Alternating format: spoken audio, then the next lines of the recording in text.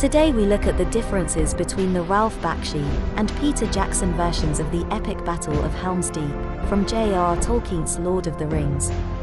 Back in the depths of time, 1978 to be precise, Ralph Bakshi put together a remarkable piece of animated cinema. It was to be the whole of the Lord of the Rings saga in one movie.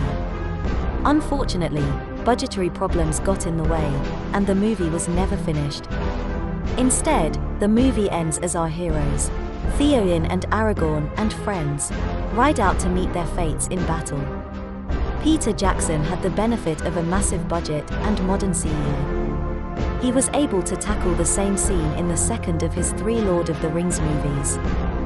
It was 2002 after all, and the modern effects were significantly more effective at showing the large and complex battle scenes than the rotoscope effects of the late 1970s.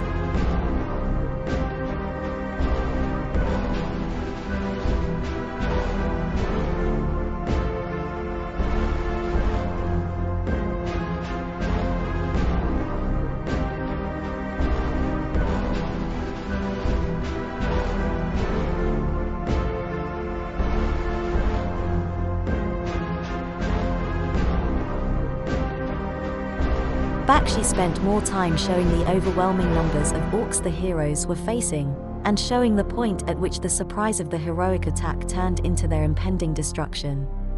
The compressed action from the Jackson version perhaps worked better from an action movie pacing perspective, but the impact of the scene is perhaps damaged as a result.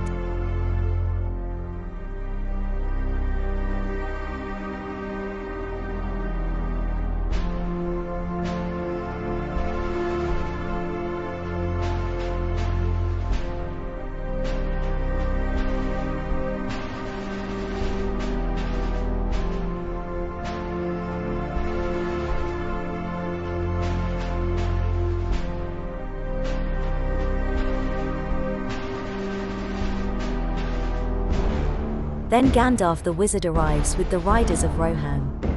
Formerly exiled, they return to smash the orc forces utterly.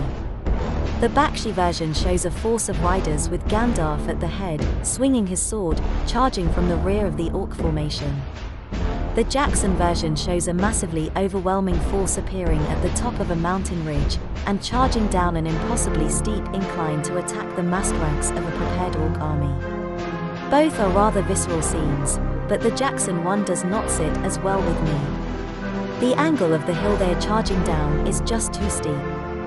The suspension of disbelief they are asking from me is too high. In short, it bugs me. Either way, the battle is won. The orcs are either wiped out or run for the hills, and the heroes are victorious. In the Bakshi version, it felt like the hero's sacrificial charge was necessary to distract the orc army from the attack from the rear. In the Jackson version, it felt like it didn't matter whether or not the heroes charged the orcs, because the Rohan force was so overwhelming that they would have won anyway, if only they had turned up a couple of minutes earlier. It's a primarily aesthetic difference in directing. While I do love the modern effects that 2002 brought to the movies, I can't help but feel that the 1978 version was structured better. What do you think?